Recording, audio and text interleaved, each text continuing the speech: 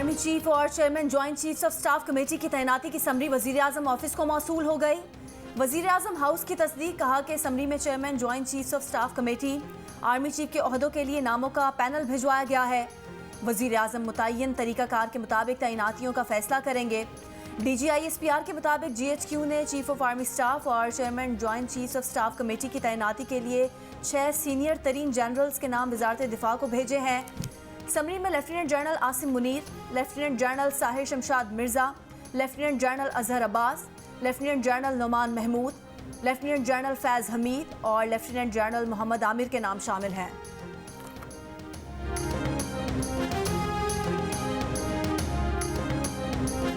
Army chief और chairman joint chiefs of staff committee की तैनाती के लिए समरी भेजे जाने की खबर सबसे पहले द न्यूज़ के एडिटर इन्वेस्टिगेशन अंसार अब्बासी ने प्रोग्राम आज शाहजेब खानजादा के साथ में ब्रेक की, जिसके तकरीबन 1.5 घंटे बाद DGISPR ने बयान जारी किया कि GHQ ने समरी वजारत दिफा को भेज दी है। इस दौरान वजीर दिफा ख्वाजा आसिफ के बयान से कन्फ्यूजन हुई कि वजीर आज़म को अभी समरी मौसूल नहीं हुई। वफाकी वजीर इत्तलात मरियम औरंगजेब ने भी कहा कि कयास आराइयाँ ना की जाएँ, जिसके बाद DGISPR ने बयान जारी करके समरी भेजे जाने की तस्दीक कर दी। फिर रात 1:30 बजे वजीर दिफा ख्वाजा आसिफ ने समरी वजीर आज़म हाउस को मौसूल होने का बताया। द न्यूज़ के एडिटर इन्वेस्टिगेशन अंसार अब्बासी ने कहा कि उनकी खबर दुरुस्त साबित हुई। चंद सीनियर वज़रा ने समरी पर कन्फ्यूजन फैलाने की कोशिश की।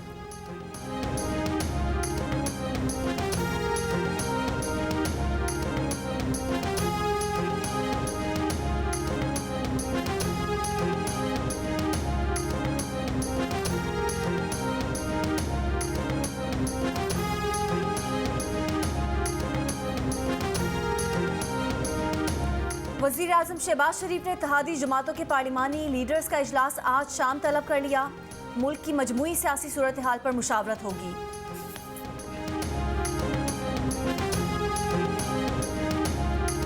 रहनुमा PTI फवाद चौधरी ने कहा है कि जो भी आर्मी चीफ लगेगा वो पाकिस्तान का आर्मी चीफ होगा। तहरीक इंसाफ ने इस मनसब को गैर मुतनाज़ रखने की पूरी कोशिश की है और आइंदा भी करेगी।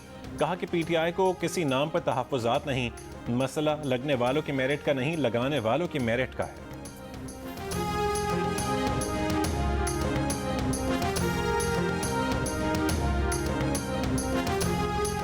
परेड ग्राउंड में इमरान खान का हेलीकॉप्टर उतारने, इस्लामाबाद से रावलपिंडी तक का रास्ता देने की दरख्वास्त। Chief justice Islamabad high court ने कहा कि आपकी इस्तदा है कि मैं उनको वो हिदायत दूं जो मैं नहीं दे सकता। ये इंतज़ामिया का काम है। जो दरख्वास्त आपने इंतज़ामिया को दी वो मुस्तरद तो नहीं हुई। हेलीपैड सर्विसेज हाई कोर्ट तो नहीं दे सकती। इंतज़ामिया को हिदायत देने की इस्तदा पर जस्टिस आमिर फारूक ने रिमार्क्स दिए कि उन्होंने कानून के मुताबिक ही करना है। मैं ये तो नहीं कहूँगा कि कानून के मुताबिक ना करें।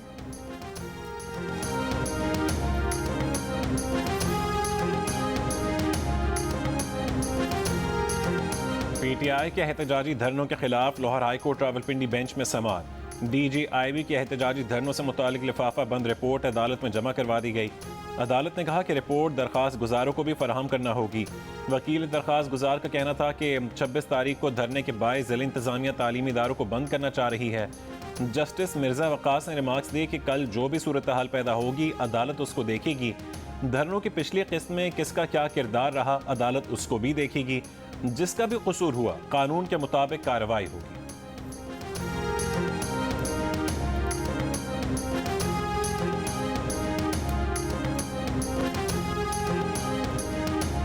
पंजाब में 24 घंटों के दौरान डेंगू से 4 मरीज दम तोड़ गए। रवां साल अमवात की तादाद 45 हो चुकी। सूबे में डेंगू के मजीद 134 केसेस की तस्दीक। सबसे ज्यादा लाहौर से 69 केस सामने आए।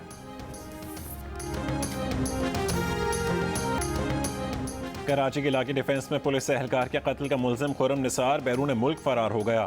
खुरम स्वीडिश पासपोर्ट पर गैर मुल्की एयरलाइन से बरास्ता इस्तांबुल स्वीडन फरार हुआ। मुलजिम की इमिग्रेशन सुबह 4:11 पर हुई। ज़राए के मुताबिक सुबह 5:10 पर एयरपोर्ट पुलिस को मुलजिम का शनाख्ती कार्ड भेजा गया। मंगल की दोपहर FIA को बाकायदा ख़त लिखकर मुलजिम का नाम ECL पर डालने का कहा गया था। ताहम मुलजिम के स्वीडिश पासपोर्ट की तफसीलात FIA को नहीं दी गई थी।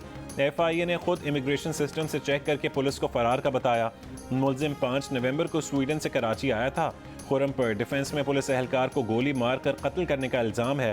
पुलिस एहलकार मुलजिम के साथ गाड़ी में कुछ आगे गया, वहाँ दोनों में तल्ख कलामी हुई और मुलजिम ने गोली चला दी।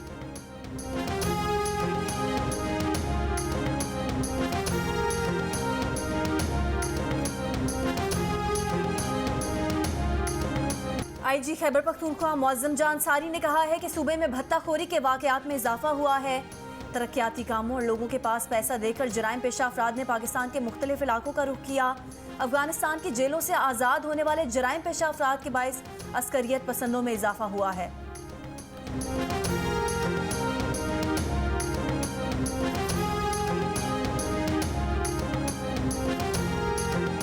अदालत के हुक्म पर सिंध हुकूमत ने जबरी लापता अफराद के अहलखानों को 5-5 लाख रुपए मुआवजा अदा कर दिया। रिपोर्ट सिंध हाई कोर्ट में पेश एडिशनल एडवोकेट जनरल ने बताया कि 10 अफराद के अहलखानों को मुआवजा अदा कर दिया गया, 12 अफराद की जबरी गुमशुदगी साबित हुई है, मजीद 2 को मुआवजा अदा कर दिया जाएगा। अदालत का पुलिस को लापता अफराद की तलाश जारी रखने का हुक्म।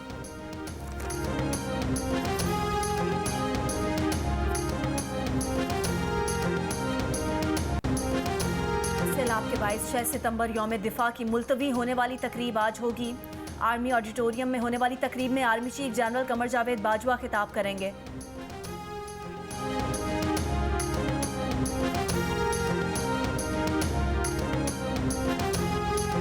तुर्किया के सूबे दोसजे में 6.1 शिद्दत का जलजला, इमारतें लरस गईं।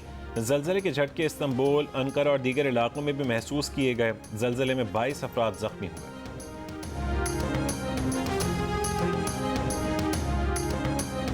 सेंट्रल एशियन वॉलीबॉल चैंपियनशिप में शिरकत के लिए ईरानी टीम भी लाहौर पहुंच गई। अफगानिस्तान, बांग्लादेश और श्रीलंका की टीमें पहले ही आ चुकी हैं। चैंपियनशिप कल शुरू होगी।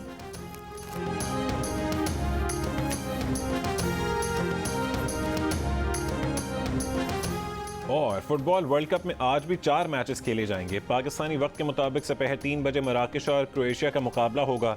जर्मनी और जापान के दरमियान मैच शाम 6 बजे होगा। रात 9 बजे साबिक चैंपियन स्पेन और कोस्टा रिका के दरमियान जोड़ पड़ेगा, जबकि आखिरी मुकाबला बेल्जियम और कनाडा का होगा।